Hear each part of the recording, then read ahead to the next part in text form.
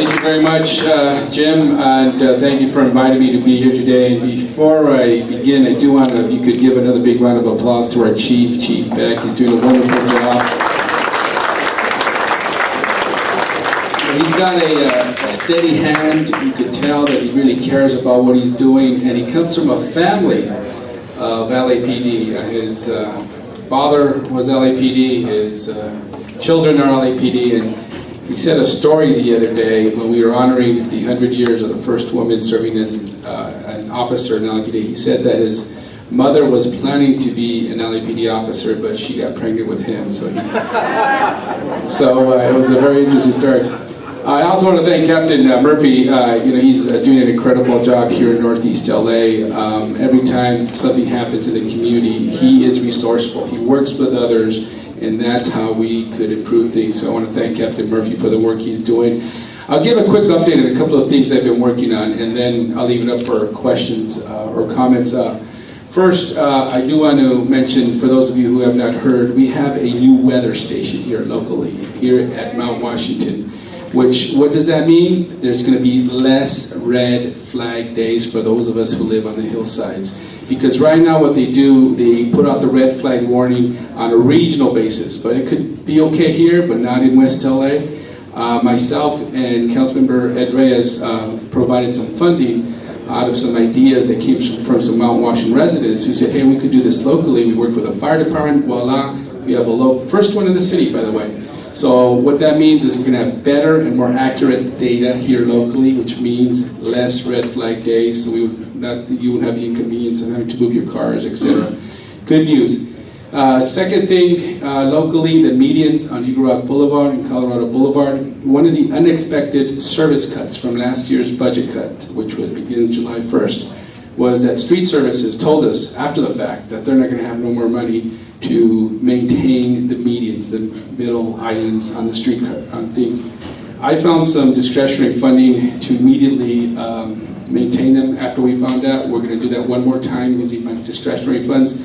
I worked with Council President Eric Garcetti and others, and we found some permanent funding to do them permanently.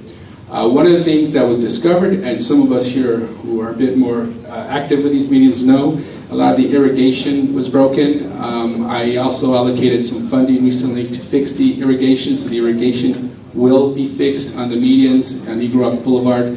All the irrigation will be fixed soon, and we're going to go back to the regular cycle of maintaining those medians. Very good news. But I also thought that for the long term, we need to do a better job of getting some new landscaping there, and we're going to put together an advisory committee for my office of community residents and the city to come up with some better landscaping there, drought-resistant plants, etc., something that does not require a whole lot of water. It's good for water shortage that we have. It's environmentally friendly, but I think when I see some of these other water-resistant landscapings, it's a better, aesthetically, just looks better. So look out for that. Anybody who's interested in that, please talk to Zane, my Northeast Director. Also, recently I moved forward a new ordinance in City Council that increases the penalties for individuals who put out large, they dump out in the street large garbage, they just throw their trash out, right? They come by and instead of going and paying their fees at the local landfill, they just find a quiet place, they dump it there. A couple of things with this new ordinance. One, the penalties have increased. Secondly, we no longer have to catch them in the act. The new ordinance will allow an administrative process that if there's any evidence as to who put that out there, we could use that to administratively put a fine or a penalty on these individuals who have caused this. Good news, also part of the ordinance, we will train bids, local organizations like the GPAA, if they're interested, on how to go about and report this type of activity. So any area that you are aware of where there has been consistent dumping, this is a new tool for us to stop that dumping.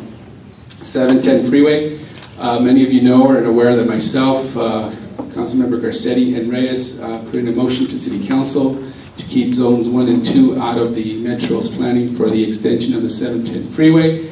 The MTA has actually voted to move forward with an environmental review of the extension of the freeway. I sit on the MTA board. I voted against that. I voted against that because there was really no route that we're studying. And until I know what route they're looking at, or what actual alignment is taking place, I cannot feel comfortable that it would or would not go anywhere near those communities who certainly do not want to see this go by their communities.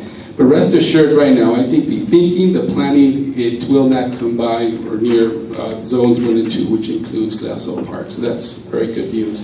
The thinking that's going on in Metro right now is to do the subterranean underground connection, although the alignment hasn't really been picked, but it's in that general area as anticipated, so pretty much a straight line.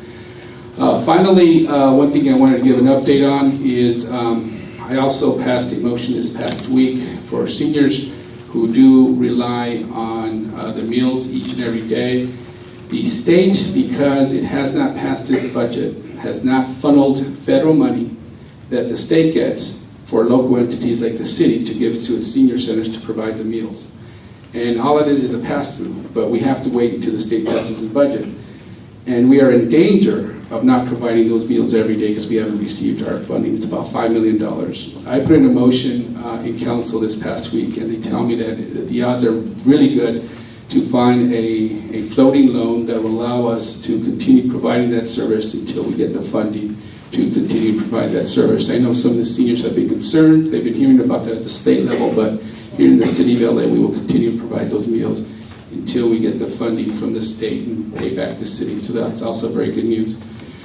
Finally, in the works right now, many of you probably have gotten updates for Councilmember Garcetti's office or other council members' offices. We are looking to put on the marriage ballot a ratepayer advocate for the Department of Water and Power. This will allow an independent analysis, review any proposed fee increases. Many of you who followed the fiasco that happened before when they proposed a fee and we said, well, how much and why, and eventually we were able to push that back. If we have an independent ratepayer advocate, or whatever you call it, people call it different things, we will be able to have some advice to council and the public without necessarily saying or counting that the DWP is giving us the right advice because they've been wrong before. So that's in the works right now. We will have a meeting here in Northeast Los Angeles, sponsored by myself, Councilmember Garcetti, and Jan Perry. I think it's at the Women's Club in the near, when is that? Monday, September 25th at 6 p.m. 27th, for anybody who wants to attend to get more information about what this might look like. And I think it's a good tool for us to have so that in the event there is any other proposed fee increase from DWP, we will see what that is and have an independent review on that. So generally that's a quick update, and I'm kind of losing my breath, so even if I had more, I wouldn't be able to say more. But thank you very much for your work. Thank you very much for your involvement, and Jim, thank you for the invite. And